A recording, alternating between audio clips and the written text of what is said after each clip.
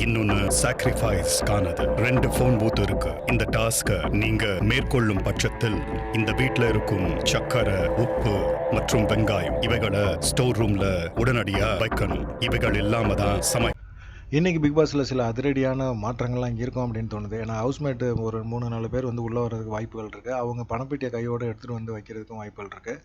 10 லட்ச ரூபா வந்தால் நான் எடுத்துகிட்டு போயிடுவேன் அப்படின்னு சொல்லி பூர்ணிமா, மாயா, விசித்ரா 3 பேருக்குள்ளே ஒரு சண்டை நடந்துக்கிட்டே இருக்குது. யார் எடுத்துகிட்டு போவாங்க அப்படிங்கிற மாதிரி எண்ணம் இருக்குது.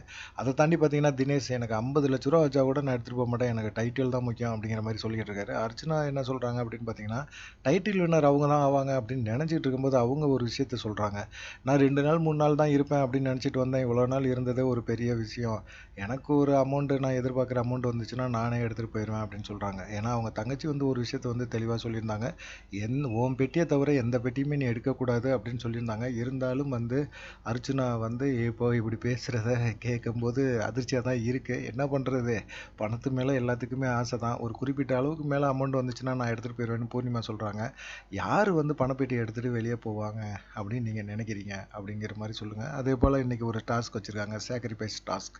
அந்த டாஸ்க்கை விளாடணும். அந்த டாஸ்கில் தோற்று போயிட்டீங்க அப்படின்னா உப்பு, சர்க்கரை எல்லாத்தையும் கொண்டாந்து ஸ்டோர் ரூமில் வைக்கணும் அப்படின்னு சொல்லிட்டு ஒரு பழைய பல்லவியை வந்து பாடிட்டு இருக்காரு பிக் பாஸ். பார்க்கலாம் என்ன நடக்கும் அப்படின்னு சொல்லிட்டு. பணப்பெட்டியை யார் எடுப்பா அப்படின்னு நீங்கள் நினைக்கிறீங்க?